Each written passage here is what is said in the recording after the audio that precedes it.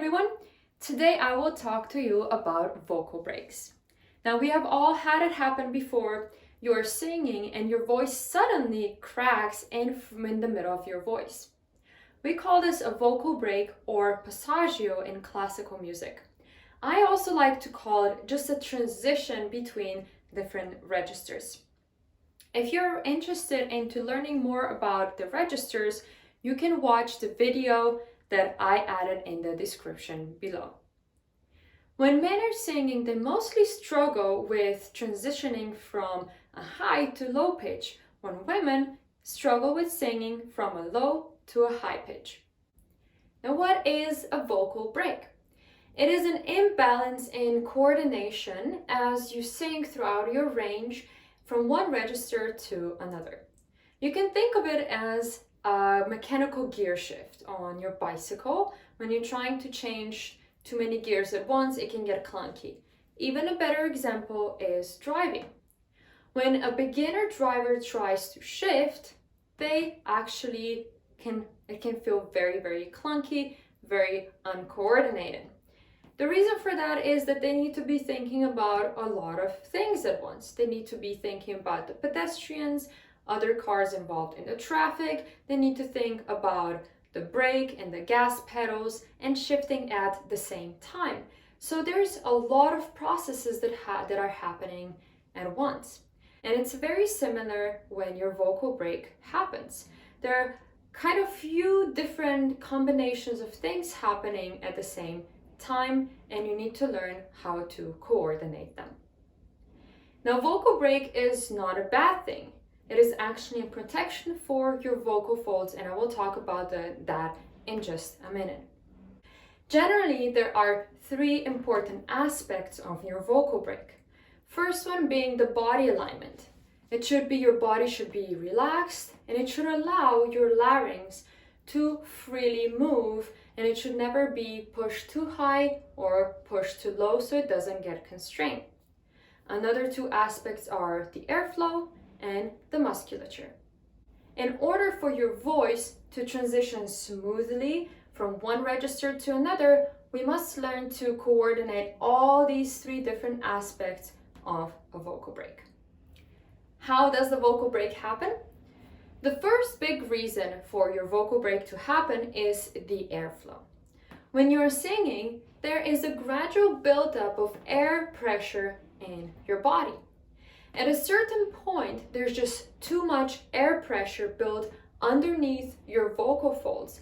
And because they cannot sustain that pressure anymore, they just let go. Think of this as a water in a dam. Normally, the water stream going through the dam is just normal and nicely flowing, but when there's too much water in the dam will eventually break and let loose. This mechanism actually helps your vocal folds to protect them. If this didn't happen, they would get damaged badly every time when there's too much pressure built underneath.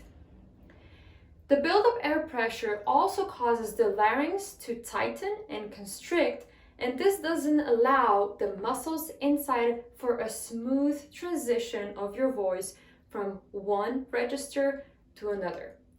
I created a video on how this works, so if you're interested, you can check it up here on the card or in the description below. Another reason for the vocal break to happen is musculature. Musculature refers to connecting muscles inside your larynx that control many things, including your tone quality and the vocal range. The problem is when these muscles are weak, you will experience a loss of breath support. Your tone might be squeezy and wobble of honking, and that is what you experience throughout your vocal break. To eliminate your vocal breaks that are caused by the airflow, you actually have to just train your body to balance the pressure on the inside of your body at all times. I will give you some exercises now that can help you with that. First, we will practice moving the airflow nice and slow. We will tuck our chin in a little bit to relax the tongue, and we will close our mouth. Then we will sigh, just a sound. And with that, we want to balance the pressure from the beginning to the end. As you're doing this exercise, try to really feel the sound being engaged from the very beginning to the very end. Let's try it together. Inhale.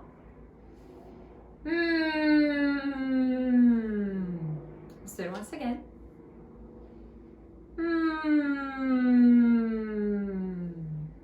Now this allows your muscles to work with the right amount of pressure that we also called air compression. If there's too much air compression, your vocal folds get tight, and this is where the screaming happens. If your vocal folds don't have enough air compression, you sing like this and you sound very airy. Now when you have just the right amount of air compression, you sound normal. You sound like you have a nice, strong voice. The second exercise refers to the first one. This time we will start singing with our sigh, or we will hum this exercise. We will sing it with our mouth closed, and we will do it like this.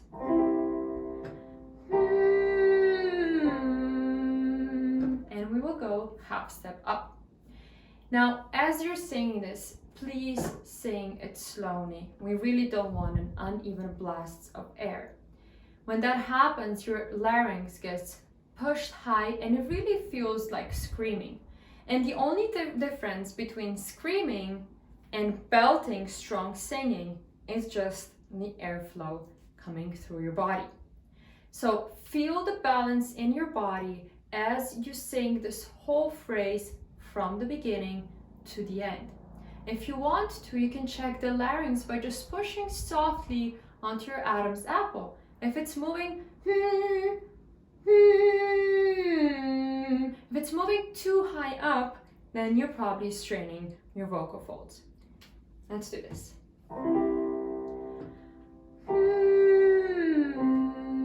Medium sound.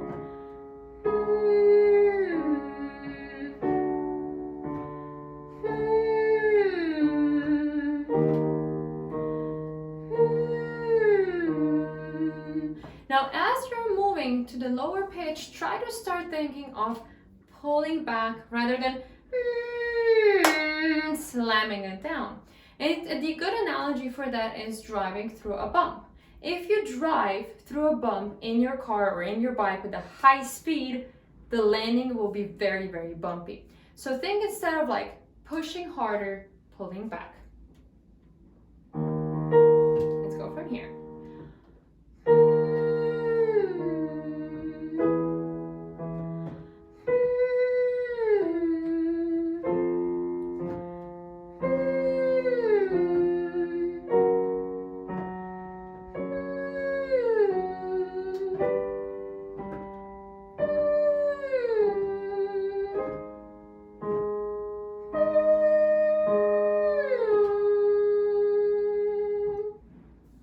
These two exercises will help you start working through your vocal breaks. Please remember, do them slowly, take your time, and make sure that you feel the airflow from the beginning to the end without air blasts. Now, to eliminate the breaks that are caused with musculature, we will connect your singing voice to your speech. The first thing we will do is this funny cough-like sound. I will do it first. It goes So when you do this exercise, you can feel very quick approach to the sound and probably a little bit of contraction from your diaphragm. This exercise allows the muscles inside your larynx to coordinate the sound very quickly but without strain. So when you're doing this, try to do really quick, rapid sounds. Let's try it. Ready? And go. Good. Now what we will do is we're gonna move from one pitch to higher to, we're just gonna experiment.